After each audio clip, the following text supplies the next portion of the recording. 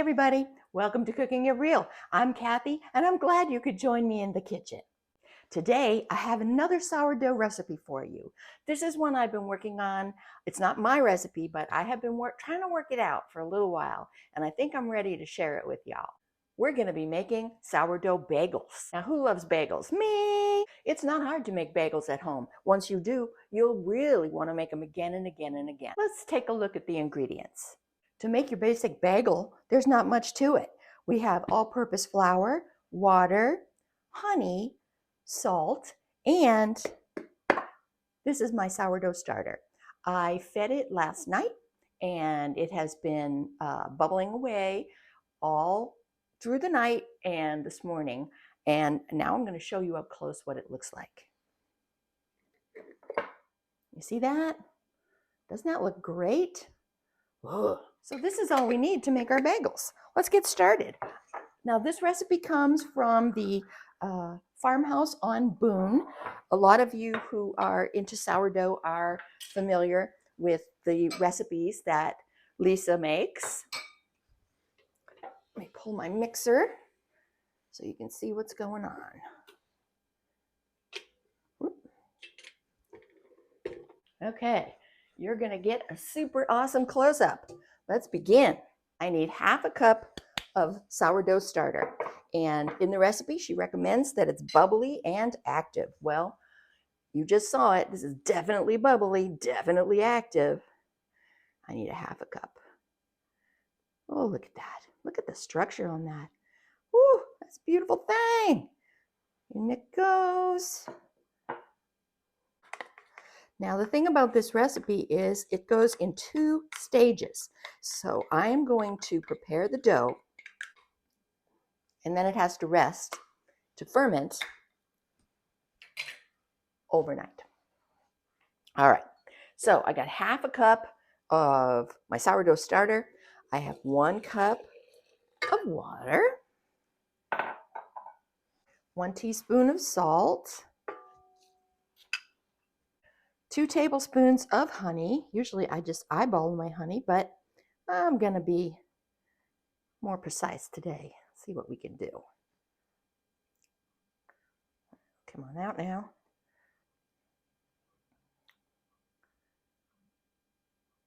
All right, 2 tablespoons of honey. So let's give this a little bit of a mix. Where's my dough hook? Here you are. Put you in here. I'm going to have to get a new dough hook soon. My coating is starting to wear. Okay, just mix that up a little bit. Okay, now we're going to add half of our flour to start. All right, we need 4 cups flour total, and so we're going to add 2 cups right now, and then you'll see what we do. 1, plop, you hear that? Plop, 2. Okay, and we're going to mix that until it comes together.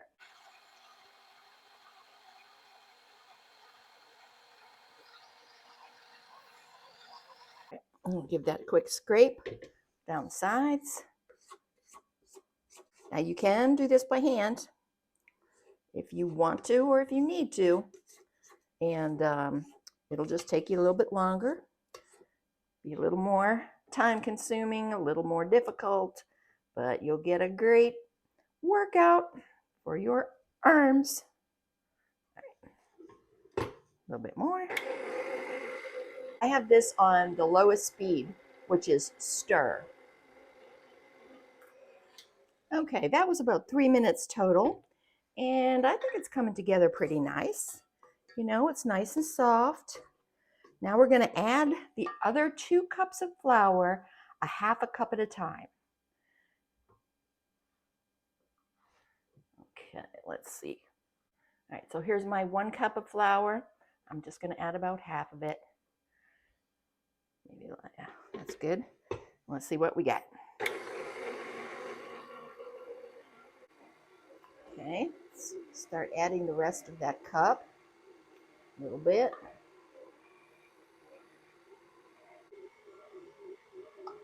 There we go. That's 1 cup down. About a couple tablespoons, or not tablespoons, but a couple teaspoons on the counter. Making a mess, cooking it real.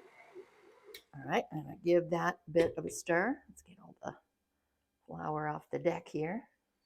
See, that's still nice and soft.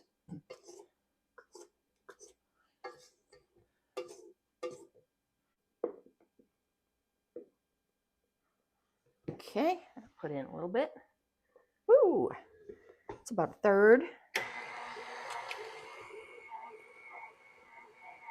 I'm still on the lowest setting, which is stir. A little bit more.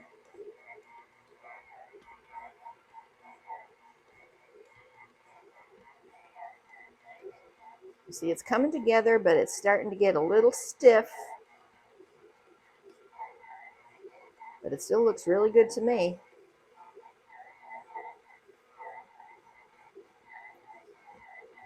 Now, you know, if you wanted to make a flavored basil, like a flavored bagel, like say you wanted to make pumpkin bagels, or what else could you do? Chocolate bagels, things like that. You would be adding that kind of flavoring and stuff in this stage, because this is basically it. All we have to do after this is let it rest, let it ferment, and then tomorrow we're going to form the bagels, we're going to let them rise, and then we're going to boil them and bake them. Easy. All right, let's see what else we got here. See if we can put the rest of it in. Everybody's in. All right, I'm going to stop this. I'm going to pull it up. See, it's still got some bounce to it. That's good. All right, I'll get my spatula. See this stuff on the bottom. Get this down. See if we can't get it a little bit more incorporated. I might have to finish this by hand. I might have to add a couple of drops of water, but I might just do it exactly like the recipe says. Wouldn't that be different? All right. And give this like, whoop! Oh my gosh. Get back in there.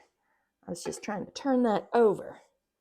See if I couldn't get some of the bottom crumbs up towards the top, get them incorporated.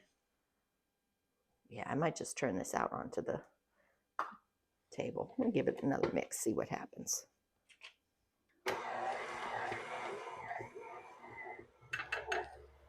I think I'm gonna add like 1 teaspoon of water to this. Just like dribble it down the side. This is how I do my pizza dough.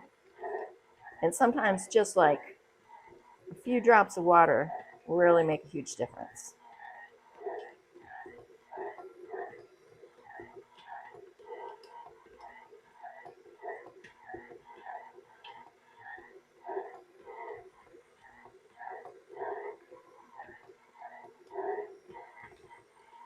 So I probably added about a half a teaspoon of this so far.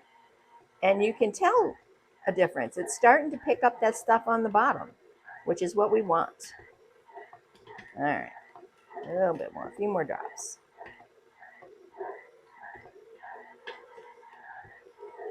And I like to do it down the side because that way it gets down to the drier bits that are on the bottom.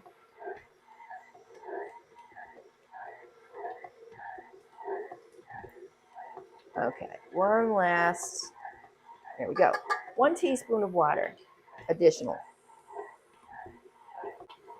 And you know, if you do any kind of bread making or whatever, even sourdough or yeast bread, whatever, sometimes it depends on the humidity in your kitchen, the humidity outside, how much flour and water is going to work together or not. Okay, I'm going to stop this for a second. And I'm going to take the dough ball and kind of roll it around and mash it around and try to get those dry bits to stick. I really don't want to take it out and knead it by hand if I don't have to. So I'm just going to try this and see. It still feels You know, I would call it kind of shaggy. It's not smooth, it's not pliable, but it is getting there. All right, so I'm going to put this back in, put my lock on, and I'm going to put this on to knead, and I'll probably let it knead for like 6-7 minutes with the timer. See you then.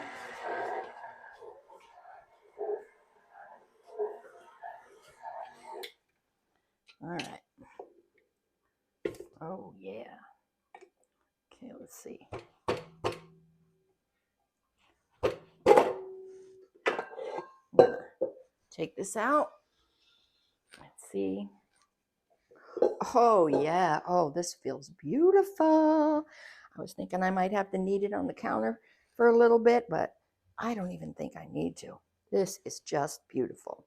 And as you can see, it has gotten pretty much everything off the bottom of this bowl. All right, so we're going to take our bowl. We're going to put our sourdough dough in it. We are going to put a wet, clean tea towel over the top. We're going to let this sit out at room temperature for an hour or two, and then it's going to go in the fridge, and we'll see you tomorrow. Good morning. Here's my dough out of the fridge. It's the next day. It's time to have a look at it and make our bagels. Let's use my silicone scraper to get this out. Oh yeah.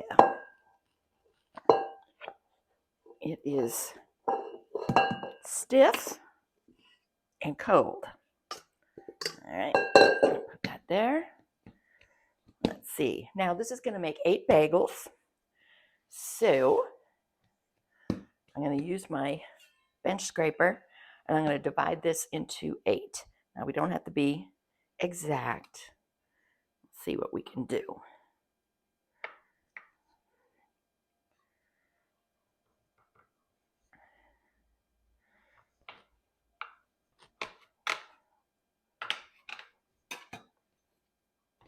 Okay.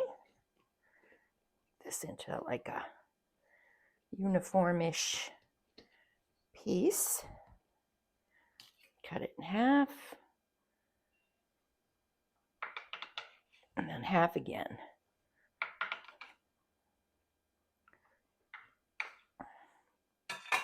Yeah, that's cool. Let's make them into balls. Balls-ish.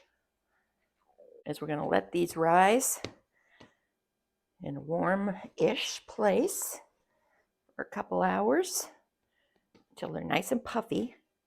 And then we're going to boil them, and then we're going to bake them. I probably said all that yesterday, but I'll just say it again.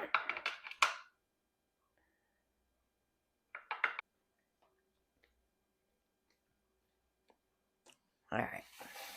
I have a big sheet pan. Got it lined with parchment. I think I'm going to do like 3 across, 3 across, and 2 in the middle, something like that. All right, let's see. Let's roll it out a little bit. Take my thumb, put it right in the middle. My other finger, like making a hole. I'm just going to stretch it out like so. I'm going to overstretch. That way, as the bagel rises, the hole will get smaller. So we start out big and go down to small.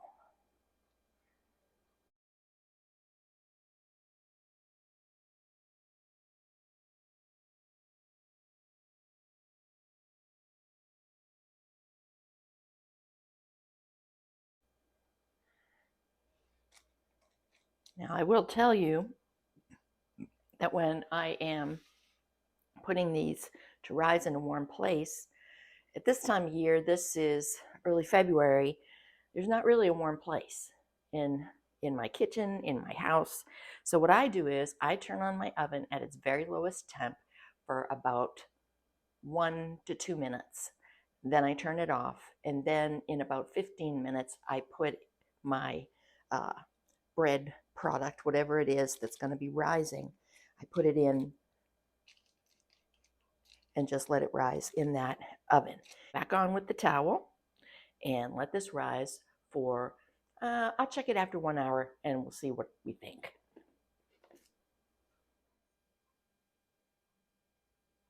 Okay, it's been just about 2 hours. Let's have a look. Ooh, those look nice. Very nice. All right, let's get this started. The first thing we want to do is bring 2 quarts of water to a boil. Oh yeah, that's boiling, okay. Now that the water is boiling, we want to add 1 tablespoon of brown sugar.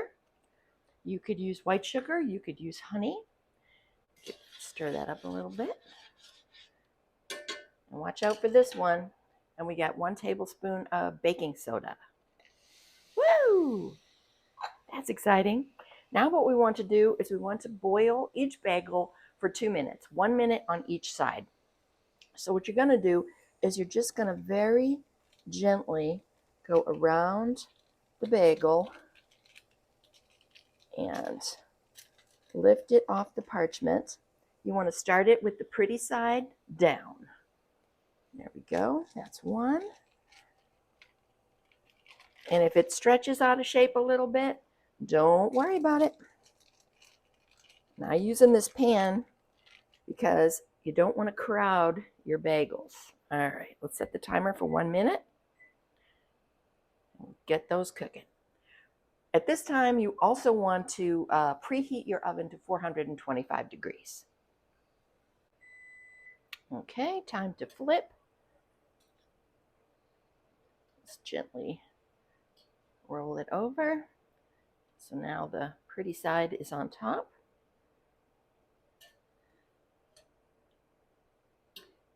There we go. Everybody's flipped. Set the timer for 1 more minute. And the reason you put the pretty side down first is so that when you boil the second side for 1 minute, we're going to take them out and put them back on the parchment. And you want the good side up. It just makes it easier than trying to flip it in the water rather than trying to flip it once it's on the tray. Almost done. 5, 4, 3, 2, 1. Yay! Blast off. All right. Just shake some of that excess water off. Set it right on down. This guy's out. Set it right on down. This guy's out. I'm going to have to move somebody here. I'm going to move you. There we go. All right, next in. 1, pretty side down. 2, pretty side down. And 3, pretty side down. Set that timer. Now, if you don't have a pan that is this wide, it's only tall, you might be able to put 2 in at a time, or maybe even only 1. What you don't want to do is crowd the bagels.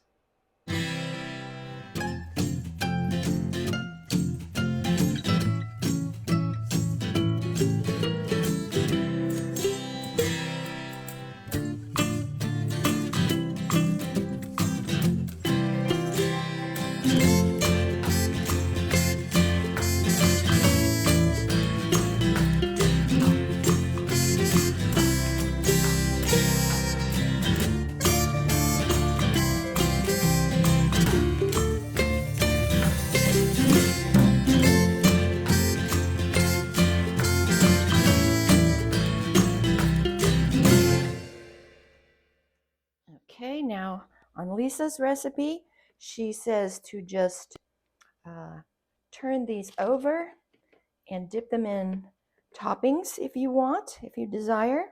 But what I like to do, rather than just do that and hope that the toppings stick with water, I like to do it just a little bit of an egg wash.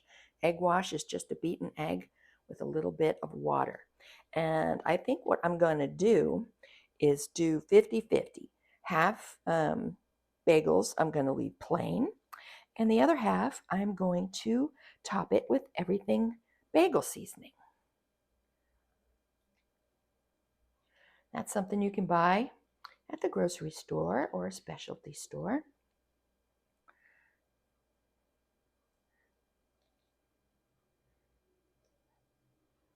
And it's a blend of, let's see, what's in it?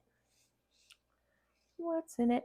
Sesame seeds, sea salt, garlic, onion, black sesame seeds, and poppy seeds in this particular blend. The egg wash, even though I'm going to be leaving some of them plain, will just give a nice shiny top.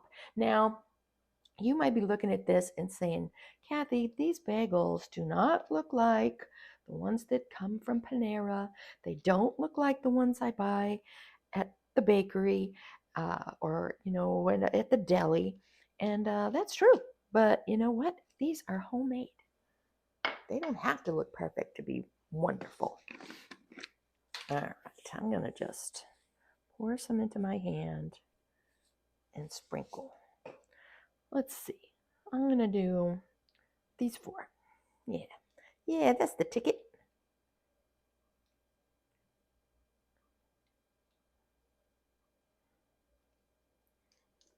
And now what we're going to do once we get these topped is we're going to bake them at 425 for 20 to 25 minutes. The reason I'm not doing all of them is because sometimes I like sweet things on my bagel, like, cream cheese and jam or something like that. And I don't necessarily want onion and garlic to go with that. But you do you. You can top it with just plain salt if you want. You can top it with sugar and cinnamon. The sky's the limit, really. You can top it with whatever your heart desires. You probably have a favorite kind of bagel at your bagel shop, right? All right, these are ready to go into the oven, and we'll be back when they're done. While we're waiting for those bagels to bake, I'd like to ask you to please give this video a thumbs up if you're enjoying it. It really helps people to find my channel. And if you haven't already, please consider subscribing. That way you won't miss any of the videos. For my new subscribers, and I've had a bunch over the last week or so. I'm so happy to have you on board, and I can't wait till we're talking in the chat and having a great time together. Also, feel free to leave a comment. Let me know what you'd like to see. Is there a special dish that you want to know how to make that you've never tried before? Maybe I've never tried it before. Let's do it together. Let's learn something new. Oh my goodness. Look at these beautiful things. Oh, that's beautiful. I'm so excited. Let's see. How hot are these? Woo, they're pretty darn hot. Let's get them off the sheet pan. See on the bottom? Oh, they're looking good. Onto a rack. I baked them for, hot. I baked them for a total of 22 minutes. So 20 to 25, I figured 22. I love the way they look. I don't think I'd want them to be any darker. Woo.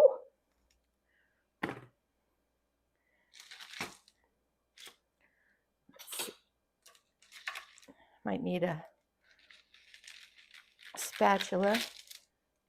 Also might need to wait just a minute till things cool down. Can't wait. You do not want to grease or spray the parchment. If you don't have parchment, you can use aluminum foil. But again, you wouldn't want to grease it because you want the bottoms of these to not be soft. Now this one here, I got a little bit of sprinkles on it, so it's not pristine plain. So this is the one that I'm going to taste. I'm going to test. I'm going to let it cool for just a few minutes though. All right, I'll let this cool for 10 minutes. That's as long as I can stand. All right, I got my serrated bread knife. Let's cut into this and have a look at what it looks like inside. Okay, the moment of truth.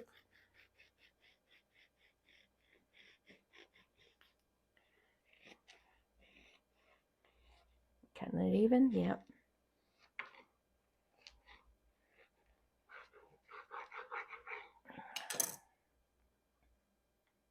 Ooh, look at that. That looks pretty good. All right, let's get a little butter.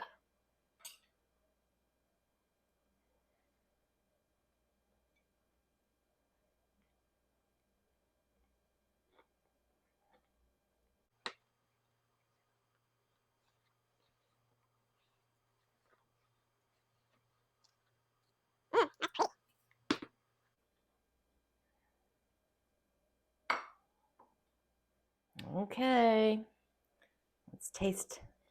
Let's taste. Oh, can't